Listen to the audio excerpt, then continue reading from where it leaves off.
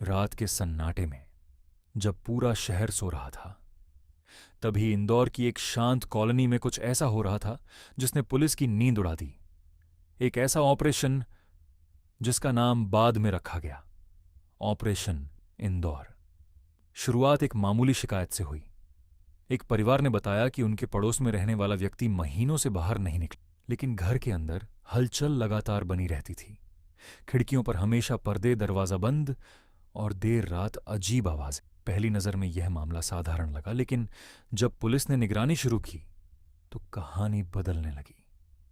रात के 2 बजे अज्ञात लोगों का आना जाना, बड़े बड़े बैग, और कोई भी चेहरा साफ नहीं दिखता था। जांच गहराती गई, आसपास के सीसीटीवी फुटेज खंगाले गए। एक पैटर्न सामने आया। हर तीसरे दिन एक सफेद वैन उस घर के पास रुकती और कुछ ही मिनटों में गायब हो जाती। पुलिस को शक हुआ, क्या यह कोई अवैध कारोबार है या कुछ और खतरनाक? क्राइम ब्रांच को शामिल किया गया। फोन टैपिंग, लोकेशन ट्रैकिंग और अंडरकवर एजेंट्स, सब कुछ इस एक घर के इर्द गिर्द घूमने लगा। धीरे धीरे एक चौंकाने वाली सच्चाई सामने आई। यह सिर्फ एक घर नहीं था, यह एक नेटवर्क का हिस्सा था। सूत्रों से पता चला कि यहां से नकली दस्तावेज बनाए जा रहे थे। आधार कार्ड, पासपोर्ट, बैंक आईडी, सब कुछ। और ये सिर्फ इंदौर तक सीमित नहीं था। इस गिरोह के तार देश के कई बड़े शहरों से जुड़े थे। लेकिन असली झटका तब लगा जब जांच में सामने आया कि इस नेटवर्क का इस्तेमाल सिर्फ धोखाधड़ी के लिए नहीं, बल्कि बड़ी आपराधिक गतिविधियों को छुपाने के लिए भी किया जा रहा था। हर नकली पहचान किसी न किसी अपराध को जन्म दे रही थी। अब यह सिर्फ एक केस नहीं था, यह एक मिशन बन चुका था। ऑपरेशन की योजना बनाई गई, तारीख तय हुई। रात के 3 बजे, जब शहर सबसे गहरी नींद में होता है, चारों तरफ से पुलिस ने घर को घेर लिया। हर एग्जिट पॉइंट पर निगरानी, हर मूवमेंट पर नजर। जैसे ही दरवाजा तोड़ा गया, अंदर का नजारा हैरान कर देने वाला था।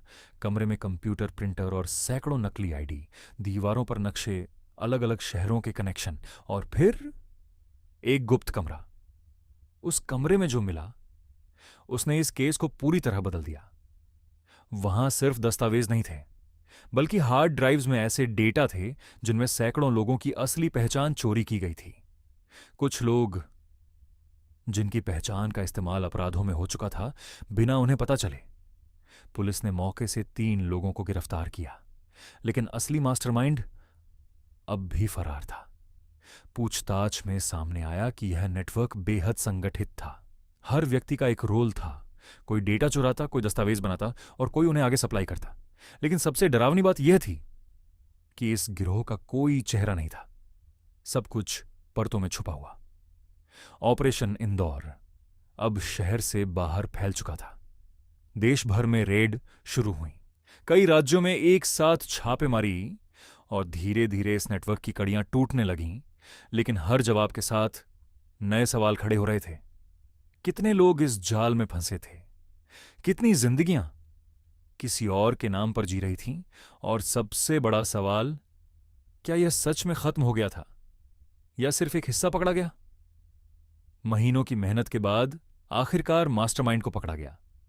एक आम दिखने वाला व्यक्ति, जिसकी पहचान इतनी साधारण थी कि किसी ने उस पर शक तक नहीं किया। उसकी गिरफ्तारी के साथ ऑपरेशन इंदौर आधिकारिक रूप से खत्म हुआ। लेकिन इस कहानी ने एक कड़वी सच्चाई सामने रख दी। आज के दौर में पहचान सिर्फ एक कार्ड नहीं, बल्कि एक हथियार है। और जब यह गलत हाथों में चली जाए, तो एक साधारण शहर भी एक खामोश युद्ध का मैदान बन सकता है। क्योंकि कभी कभी सबसे खतरनाक अपराध वो होते हैं जो हमें दिखाई ही नहीं देते।